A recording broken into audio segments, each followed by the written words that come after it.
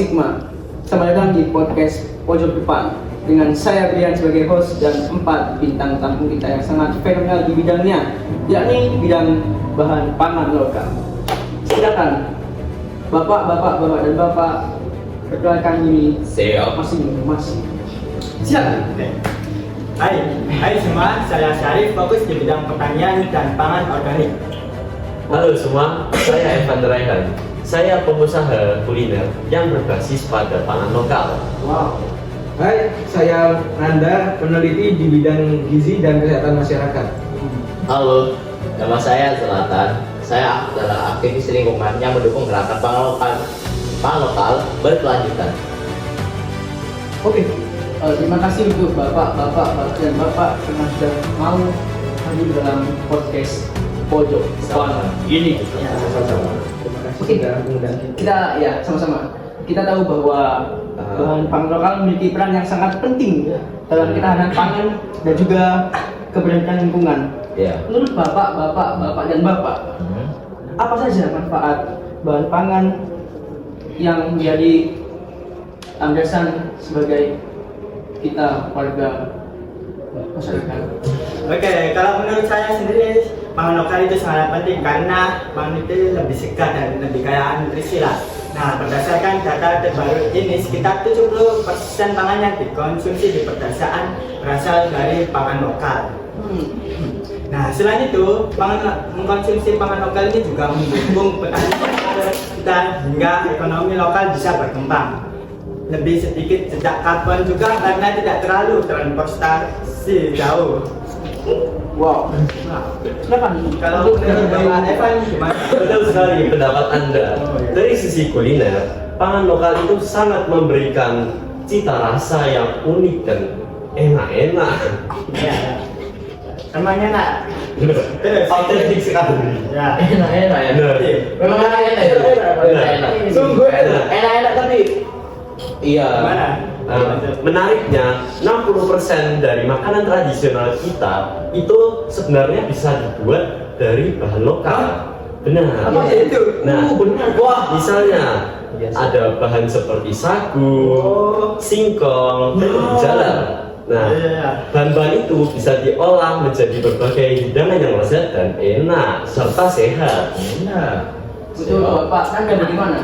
Dari sudut pandang gizi ya, pangan lokal itu cenderung lebih alami dan bebas dari pengawet.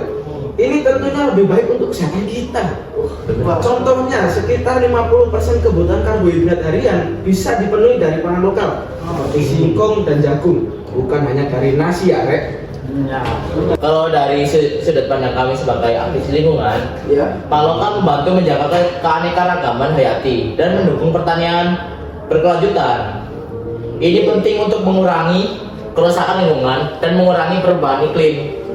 Kita harus ingat bahwa sekitar 30% tanah pertanian digunakan untuk pangan lokal. Padahal potensinya sangat besar. Sungguh besar ya, Pak. Iya, besar sekali. Sungguh Besar. Tapi sayangnya yaitu kurang diperhatikan aja. Benar. Sangat-sangat disayangkan. Menarik juga ya. Jadi pangan lokal tidak hanya sehat dan lezat, tapi juga ramah lingkungan dan mendukung ekonomi lokal. Lalu kita sering mendengar bahwa nasi adalah makanan pokok. Oke? Iya, benar. Saya juga begitu. Iya. Tapi ya sebenarnya banyak sekali alternatif lain yang bisa jadi pangan pengganti nasi. Itu apakah benar menurut Bapak sini semua? Kalau menurut saya pribadi sih itu sangat benar sekali. Karena ada banyak sekali pengganti nasi yang juga kaya akan nutrisi. Misalnya sagu, jagung, singkong, ubi jalar, dan bahkan kentang yang biasanya pun bisa kita penuhi. Masuk agak sekali itu. Iya. Setiap bahan ini bisa diolah menjadi berbagai makanan seperti papeda dari sagu atau tiwul dari singkong. Jadi itu bisa membuat kita kenyang gitu. Oh, benar. Oh iya, benar. Iya sekali. Benar. Dari menurut saya juga dari sudut kuliner, bahan-bahan ini juga bisa diolah menjadi makanan yang tak kalah enaknya.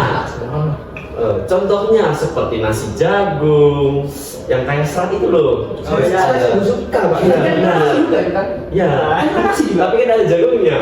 Oh, Nah, jadi kita masukkan kita lagi. memastikan. Ya. Nah, setelah ada nasi jagung, kita ada mie sagu. Mie sagu ini cocok untuk orang yang lagi diet. Sagu bukan yang itu ya, yang apa yang kayak ulat itu? Bukan. Kita juga ada dari aktivis lingkungan juga ada budidaya buat itu buat olah sagu. Oh. Itu juga bisa dibuat kuliner juga itu. Ya, ya. Bisa. Nah, Tapi itu beda ya. Beda ya? Dari batangnya itu bisa diolah jadi makanan, jadi tepung sagu. Yang biasanya bisa dimakan jadi papeda itu dan lain-lain. Ya, ya. Cuman di dalamnya itu ada kayak ulat-ulat itu loh. Ulat-ulatnya itu bisa dimakan kayak seginian lah, kecil. Segini tuh kecil. Menurut saya Kecil ya? Menurut saya itu kecil. Itu ulat sagunya biasanya langsung digigit aja. Iya kan? Iya. Gitu ya? Enggak dikunyah.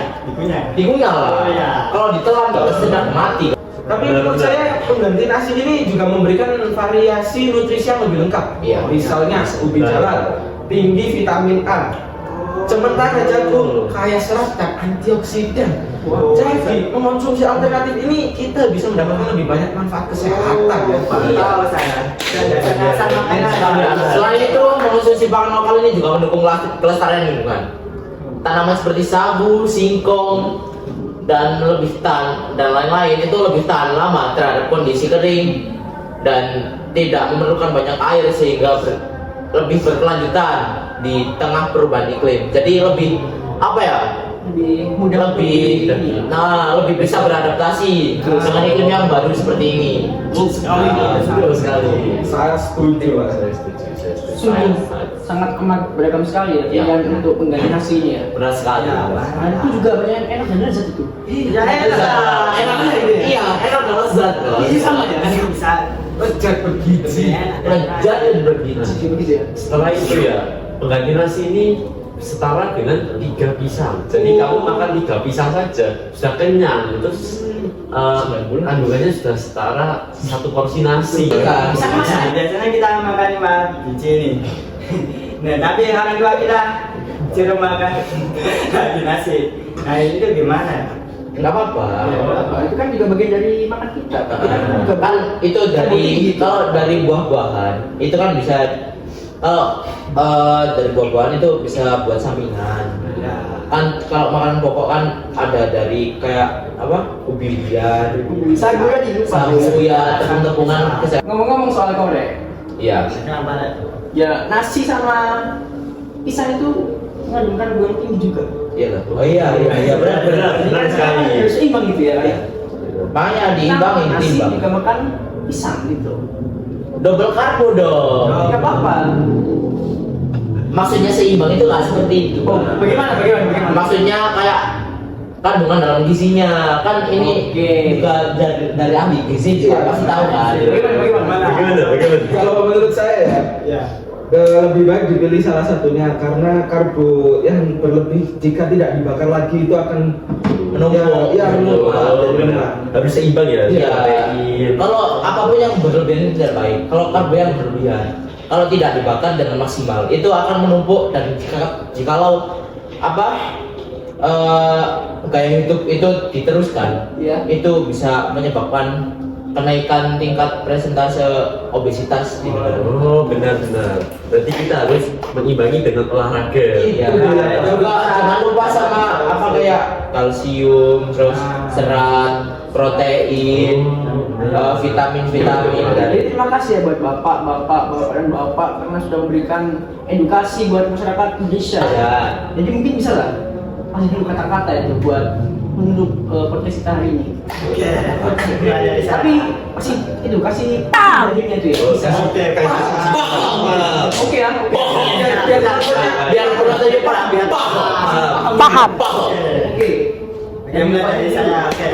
Mari kita dukung petani lokal dan pilih pangan lokal. Oke. Yang Eh, apa itu? Dari saya, cobalah pangan lokal dan temukan berbagai rasa yang baru. Domain seminggu itu ada itu ya. Kesehatan kita dimulai dari makanan lokal yang sehat. Kalau untuk bumi yang lebih hijau dan berkelanjutan. Oke, terima kasih atas semua yang Sama-sama. Sama-sama. Sama-sama. Semoga diskusi kita kali ini menginspirasi bagi semua yang menonton ini ya. Amin. Semoga semua bermanfaat. Iya, peduli pada ini bahan lokal juga. Semoga kita semakin sigma yaitu Terima kasih ya. Sampai jumpa di episode berikutnya. Salam Sigma. Sigma. salam sigma.